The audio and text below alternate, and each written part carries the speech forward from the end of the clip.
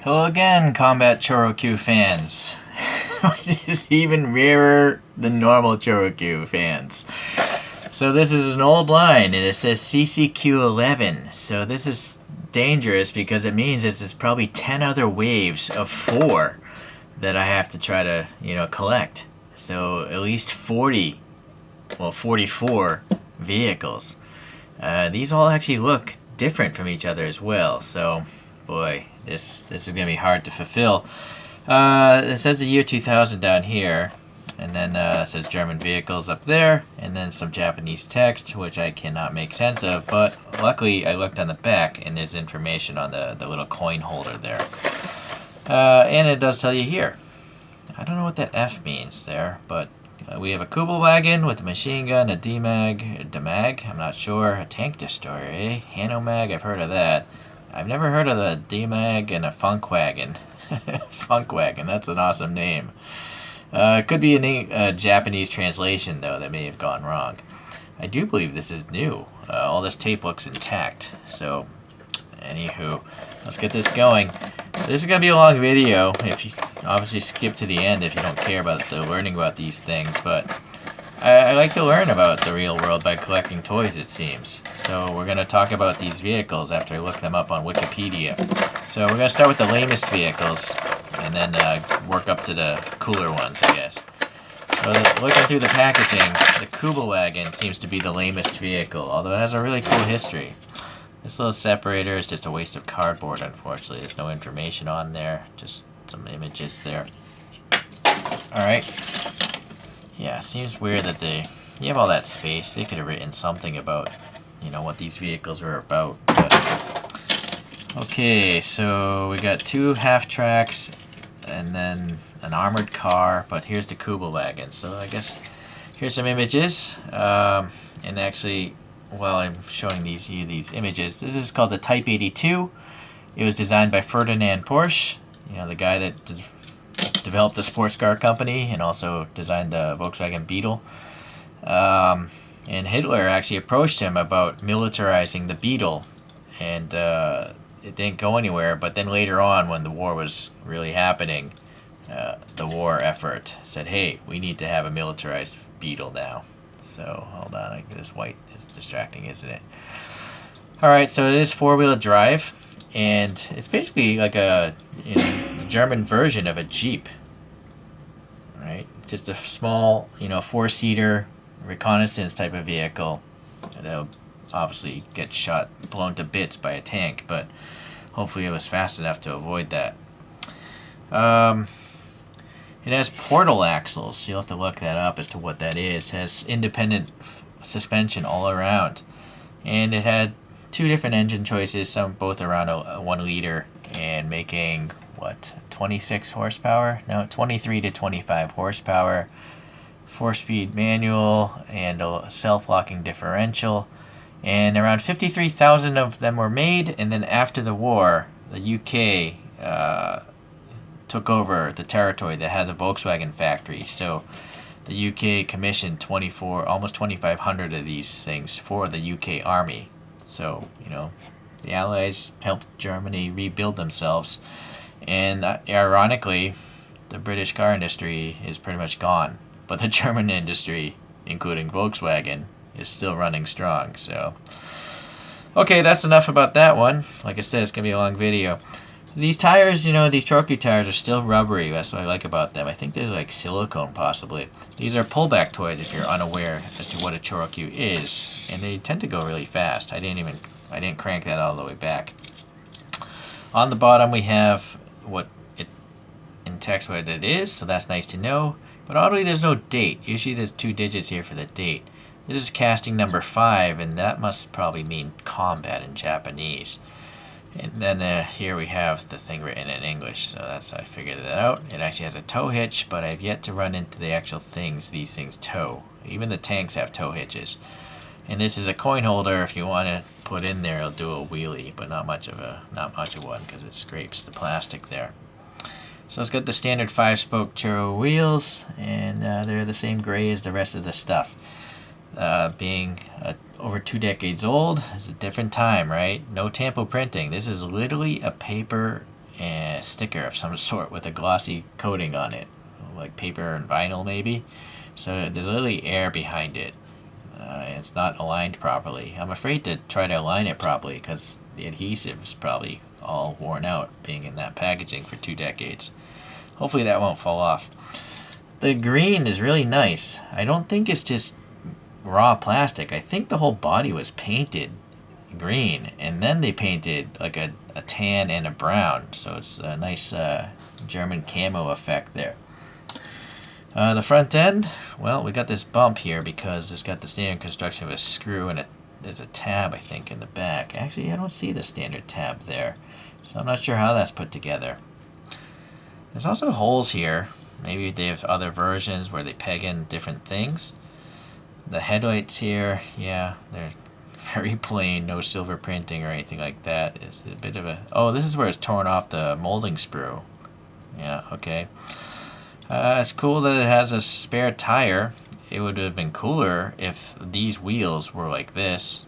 Although, honestly, neither of them are realistic. The thing just has, like, steel wheels. Like, flat, domed steel wheels. They don't really have spokes in those images. But anyways, it would have been nice to just have matching wheels, right? And even better, like a matching tire up here. That does not come off. It might be melted or screwed in on the back side. It looks like this windshield can flip. Yeah, kind of like a Jeep. Yeah, it'll pivot there a little bit. And then, look at this really funny, lame steering wheel. But it is better than a lot of Hot Wheels. Gotta give them credit for having some spokes. Then we have 2 tiny seats here. This whole thing's flat because there's a spring motor down here. Yeah, there's the colors of it right there. And then the machine gun here, it will spin around. It will not come out, so I think there might be a screw or something holding it in place there. Yeah, I guess decent enough details. Very comic looking. That's what ChoroQs are about. I don't know why there would be a... oh, that's for the coin to press up against. Alright, so all this corrugation here looks okay. Another thing I found on Wikipedia is later on, the Volkswagen Thing was revived based on, you know, this kind of a vehicle, having the corrugated panels and stuff like that. But that happened many decades later, I think. Okay, yeah, so I'm imagining there must be a set where they have a canvas top for this and that pegs into those, and maybe it has a taller windscreen or something like that. Anyways, I think it's cool. You know, it's a different time. Different time of toys. I'm going to reset. We're going to look at the Funkwagen. Okay, so I'm looking up Wikipedia, and on the sticker, I'm trying to focus here, it says SdKfz 223. So this is part of the Leichter Panzerwagen light armored reconnaissance vehicles. It's just that the 223 is like a radio car. The 221 was the first in the series as a recon vehicle, and then the 222 had some sort of heavier cannon on the top, which actually kind of looks like that. So this might be a 222 actually, but I don't know. It's just an interesting looking car, you know. It looks like it's an anti-mine vehicle, but this is from World War II. You know how they have the sloped undercarriage? If it hits a mine, it'll just blow up into the side, deflecting it. Or I guess you could just consider it a Batmobile with its stealth appearance. There's the rear end of it. Fuel tank there. I don't know, exhaust maybe. Oh, that's the exhaust. So it's just an interesting looking vehicle, and it's not very. It's kind of small in the realm of war vehicles, but the thing weighs like 8,800 pounds or over 4,000 kilos. So it's pretty heavy. You know, it's an armored vehicle, so just steel plates. And those plates, by the way, are between 5 and around 15 millimeters. Might have some NG34 guns. It is 4-wheel drive supposedly as well. That's all I care to learn, so we'll get into the toy now. So we have our standard ChoroQ motor and the same type of wheels, and the tires are still in good shape. On the bottom, again, there's no date, but it does tell you it's casting number 6, and it's the Funkwagen, and then that sticker helps me out. Okay, yeah, screw and mysterious assembly in the back, don't know. So the side, we just have, you know, this thing must have extruded upwards out of the mold, so these are perfectly smooth. You can't have undercuts. But it's nicely painted again. I believe, again, the thing might be molded in this green here, but you see how it's kind of glossy?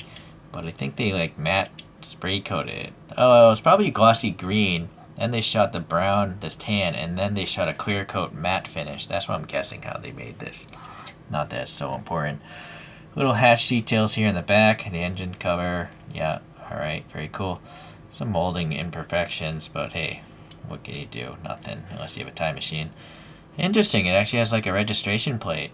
So, I don't know. Maybe I'm looking at that front photograph and it does have like a WH. So I don't know if these are the British ones, or well, maybe these were never meant for England, because I don't think it's made by Volkswagen.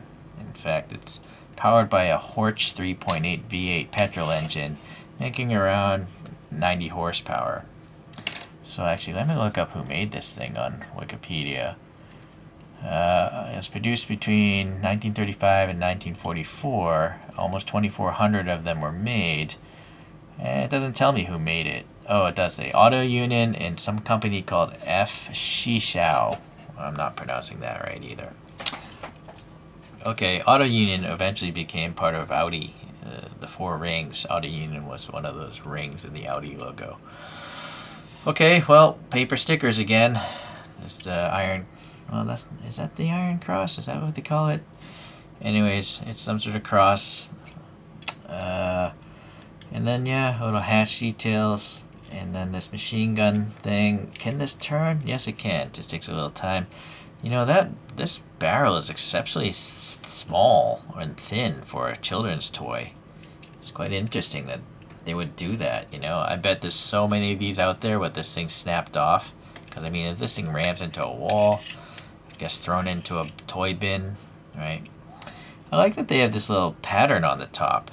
This little, it's not diamond plate, but some sort of cool pattern. And then more hatch details. Is this symmetric or not? Yeah, I guess it is a symmetric left and right body. They kind of have the deflective armor, you know, on the bottom is canting downwards there. No indication of taillights. Okay, yeah, I don't know what that would be. Maybe bullets for this machine gun. Okay, well, interesting. I don't know if I like it more or less than the last one. And there's some images. It's nice to see, you know, one in modern times, and then the other ones obviously are from back in the day. This next quartet of photos are the SdKfz 250/9, which is what's written on the back of this thing, and it's made by a company called DMAG or DMAG. So that's the manufacturer, and this is the military code. SdKfz is short for something called Sonderkraftfahrzeug, which in German translates to specialized motorized vehicle.